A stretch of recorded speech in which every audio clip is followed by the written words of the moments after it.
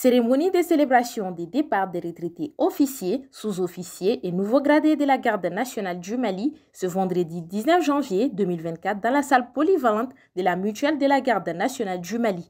Cette cérémonie de célébration des départs à la retraite était un moment de joie, mais aussi de larmes de nostalgie après plus d'une vie passée au service de la sécurité et de la défense de la patrie. Dans son allocution, le représentant des retraités a relevé la fierté et l'honneur de faire valoir ses droits à la retraite après une vie de garde éternelle. Je remercie Dieu, le Tout-Puissant Allah, de nous avoir montré ce jour. Selon un camarade administrateur, le jour que nous avons reçu le décret, il m'a dit: mon colonel, n'y est pas de oui. Vu l'environnement actuel, ce n'était pas évident.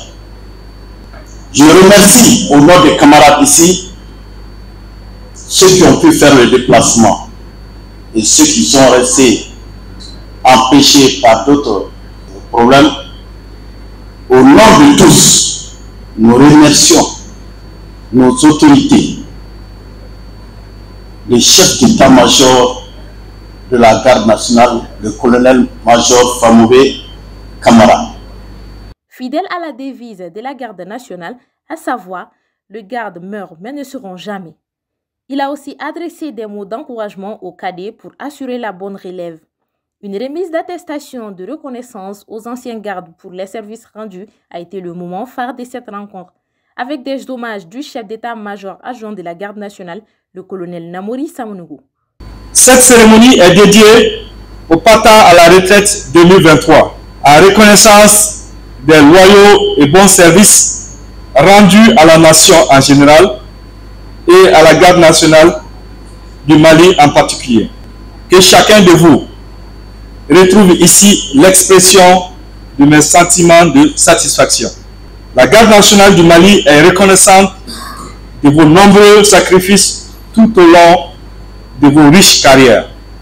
Malgré les difficultés, vous avez toujours répondu présent pour défendre la patrie, en tout temps, en tout lieu et en toutes circonstances. C'est le lieu aussi pour moi de remercier vos différentes familles qui, malgré l'angoisse, sont restés mobilisés derrière vous.